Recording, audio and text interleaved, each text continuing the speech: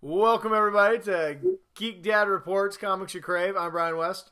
And I'm Ryan Thomas. And tonight we have a new comic book from Image Comics. The apocalyptic thriller, Oliver #1.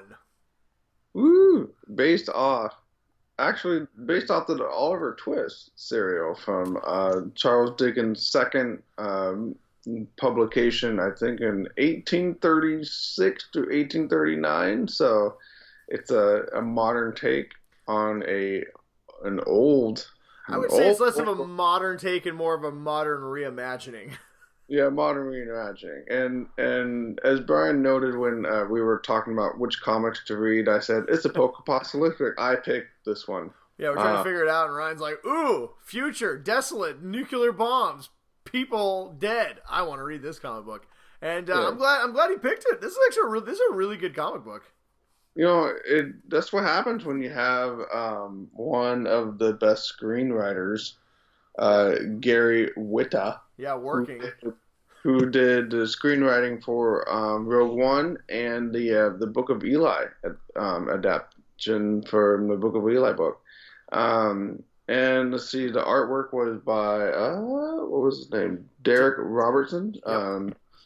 He did a really good job on it.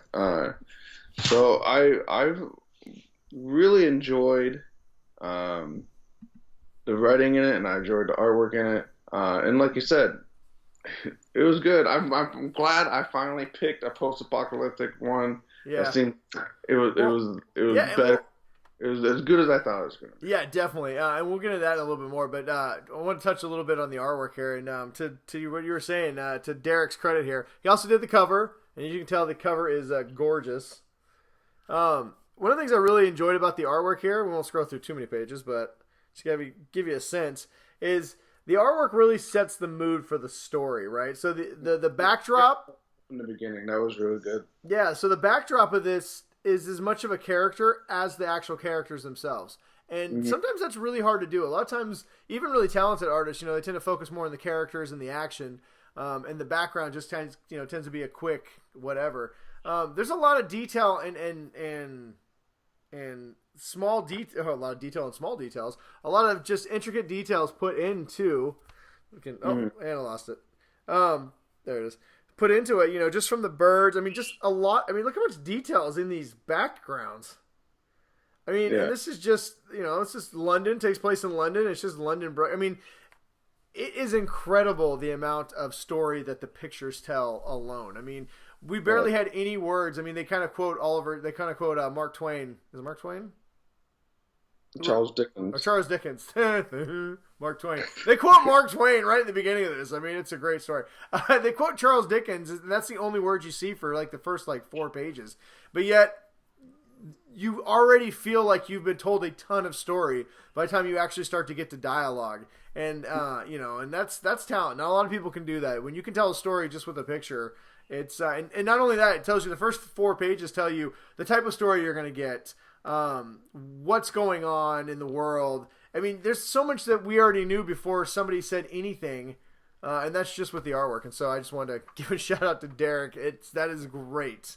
You don't always see this kind of artwork in a story, especially in a post-apocalyptic story, because a lot of times you can just get away with drawing nothing, right? You can just put wastelands. A lot of the times it's just really dark and gritty, because they're trying to set the post-apocalyptic tone. And this one, they did not go the typical route that you see in a lot of these comic books. And just like the characters, this is a little bit of a spoiler, but when you meet the characters, they're all clones of each other. It actually took me a minute to realize they were clones, because they each had so much individual. Had scars across his face. Yeah, they each have their own individual, unique artistic identities, and it was hard to even, until they say oh yeah, me and my brothers, and I'm like, oh my god, they're clones. It didn't register for me right away because they were just so individually distinguished, and I mean that's, like I said, that's pretty cool. Yeah, I didn't notice it until he started telling the story of who they are and stuff like that, and then I had to flip back and I was looking through and I'm like, wait, they are all the same.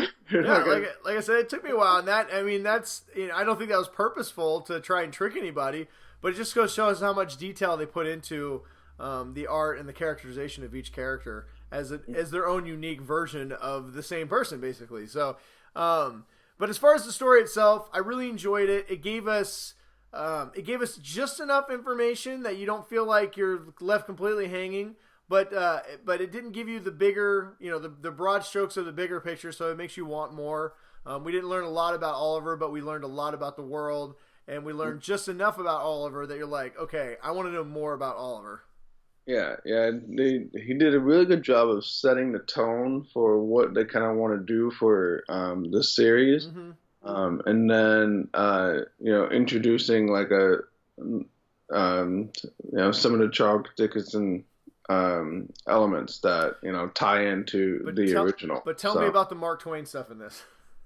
The Mark Twain, where they go down the river. Yeah, there's a boat on a river. No, now honestly, there's a lot of you could tell that the person who wrote the screenplay for the screenwrite for Book of Eli wrote this, because I felt there's a lot of the same kind of brilliant storytelling already, and there's a lot of the similar storytelling, which is a good thing. I was a huge fan of that movie. So, I really enjoyed the story a lot.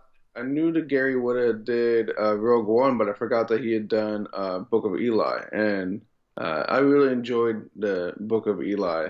And I think it does really have a lot more Book of Eli tone. Yeah, there's not a lot of Rogue One in here, at least not yet. But you can't have the Rogue One feeling. So, but no, I really enjoyed this comic. I read it super fast. I mean, I blew through the pages very quickly. I actually went back and kind of reread it and looked at just to look at the pages. Like I said, there was so much detail, and the artwork impressed me so much that I really just wanted to kind of take it all in and see the details that I'd missed, because there was so much put into it. So, honestly, I was impressed with this comic, Oliver #1. I don't know if this is a miniseries or an ongoing title, but they definitely got my money. I'm going to be checking this one out. I very much enjoyed it. So is this going to be a month-to-month read for you, or is it going to be a trade collection read for you? I would love to get in a trade collection, because, I feel this definitely has the feel of a large story that I like to read from start to finish. But the way that this first issue was constructed, I would read this month to month, because it's constructed in a way that tells its own story but leaves you wanting more, so you feel satisfied with the one issue and you're excited for the next one, right? A lot of these stories, these bigger 12-issue arcs, you read one comic and it doesn't stand on its own as something that you're like, ugh, God, I wish I had the next two, right? As much as I would like to have the next one already, this one left me satisfied for the one comic book. Like, I felt like I had read a good story and I was excited for the next chapter, right? But at the same time, I didn't need to flip the page and get to the next one. I could wait another month. But I think I might read this every month. Honestly, I really enjoyed it. Yeah, I'm gonna have to agree with you. I feel like it's going to be in its best form when it's in a trade, but I just don't want to wait. Yeah. For that. So, and that's how I know it's a good comic book, at least for me. Because I don't want to wait for the trade to find out, everything that happens. And even though I have a feeling that it's probably going to be, you're going to get everything when you can just read through the whole thing in one sitting. But I don't want to wait that long. Well, it's too good. I really like the setup, and this setup is like 100% just everything that I love about post-apocalyptic. So that is my genre. I love everything about. How many hours are you into Fallout now? Yes. So I mean, if that's what strikes your fancy, I mean, I think this might be one that you buy digitally every month and then buy the trade paperback to put on your shelf when you're all done, all things said and done. So I think I can speak for Ryan when I say Geek Dad Report gives us our seal of approval. Check out Oliver #1 from Image Comics. You will not be disappointed. Gary and Darick have put together a great comic book that I think is going to be really good for the entire run. So it is available now. It dropped today. Well, I guess it depends. Today is relevant when you're watching this. It dropped January 23rd. It's available as you're watching this. You can buy it digital or at your local comic book store or pretty much anywhere online. So check it out. Oliver #1 from Image Comics. We bought the cover. We highly recommend it. Look at that cover. How great that is. And he's got powers. And I want to know why. Damn it, I want to know why Oliver can jump over a bus. Anyway, I guess I'll have to wait till next month to find out. So, all right, you got anything else you want to say? Nope, I think it's good. Check it out. All right, everybody, thank you for watching. And until next time, everyone, stay awesome. And read more comic books. All the comic books. Everyone.